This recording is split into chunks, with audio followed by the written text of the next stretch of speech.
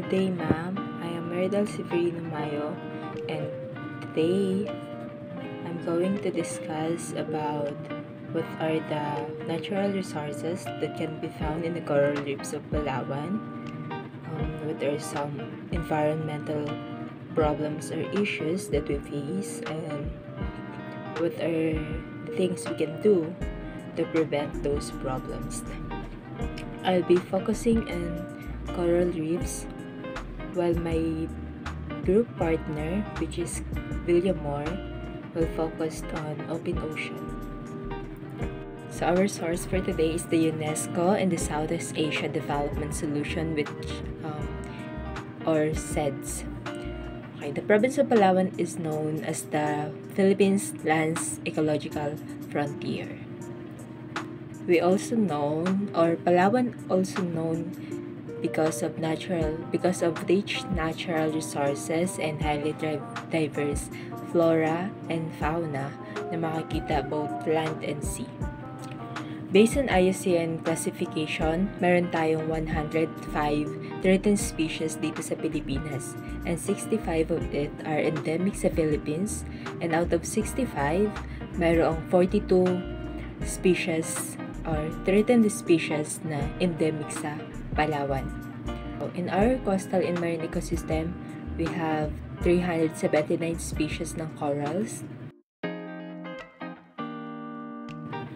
We have 13 species ng sea grasses and 31 species of mangroves. Meron din tayong mga marine mammals and marine reptiles. Meron tayong marine turtles, dugongs, whale shark, and sea otter. So, Palawan is also known for a high abundance of fishes dahil sa diversity ng corals dito. Now, we have also a lot of other organisms like crustaceans, mga crabs, and then mollusks, bivalves. Yeah. So, ano nga ba yung mga ecological or environmental problems na kinakaharap ng ating coral reefs dito sa Palawan? First is coral reefs damage because of boat anchoring.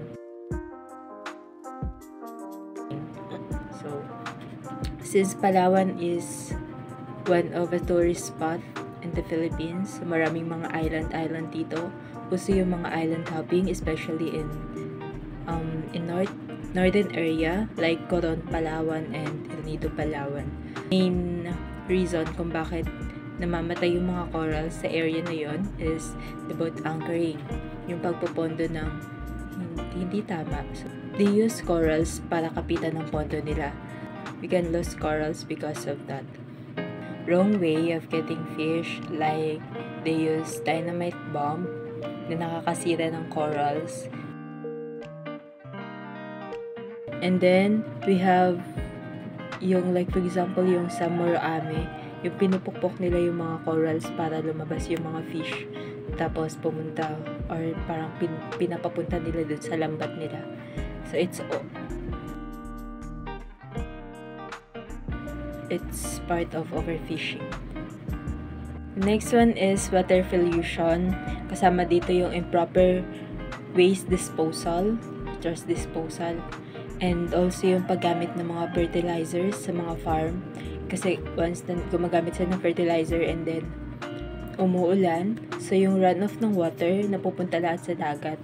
It causes the salt water being contaminated.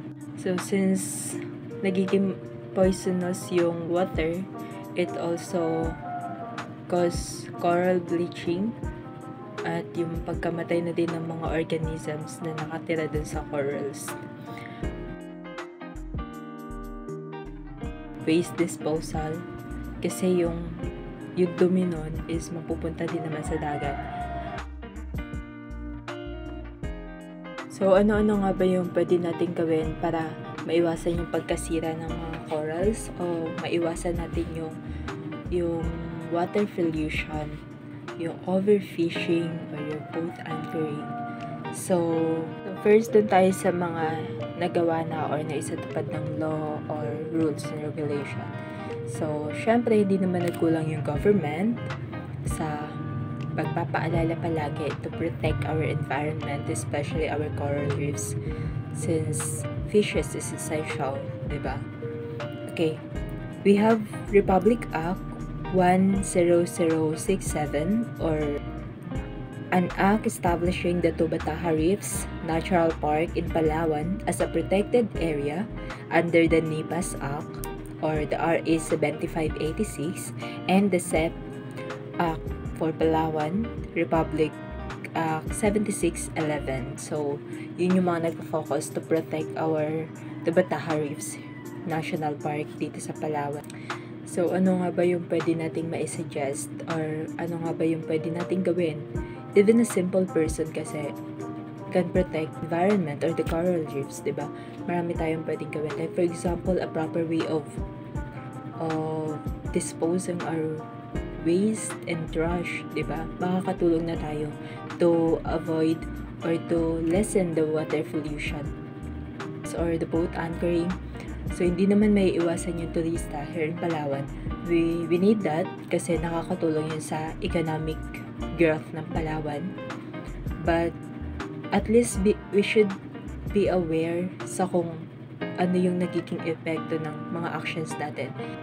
Pwede naman tayong mag-boat anchor or magpondo sa sandy substrate, sa sandy bottom. So, yung malayo sa coral reefs, yung hindi maaapektuhan yung coral reefs natin. There is, avoid using dynamite bomb, or yung pagpupukpok ng corals. We should think na in the future, kapag ganun lagi yung ginagawa natin, kapag pinupukpok natin lagi yung corals to get fish, diba? Mauubusan ng habitat yung fishes, yung other organisms. So, tayo din yung maaapektuhan kasi mas magle-less yung abundance ng fish dito sa Palawan. So, since we need that, may hirapan na tayo makakuha ng mga fishes. So, our water pollution sa mga resorts and mga factories na malapit sa dagat. At least do something to avoid disposing your waste directly in this. Don't always think of gaining money without minding the environment, without minding the coral reefs. And also, coral reefs is essential for tourist spot kasi isa yun sa mga binabalik-balikan dito sa Palawan, yung magandang coral reefs natin. For every youth, some friendly advice. Okay, learn more about coral reefs. Kahit ano pa yung gusto yung profession in the future, you're a soldier of Mother Nature, so you should learn about them, about Mother Nature, about our environment. So learn about coral reefs and educate your community. Tell them what they need to do. Tell them the advantage and disadvantage of everything they did. So, nasa ganon, mas maging aware sila sa kahihinatnan ng lahat at mas mapag-isipan nila yung dapat gawin bilang tao, bilang kahit si ordinaryong mamamayan lang. Let's all protect the environment and the beautiful coral reefs here in Palawan so we can all gain from it. That's all. Thank you.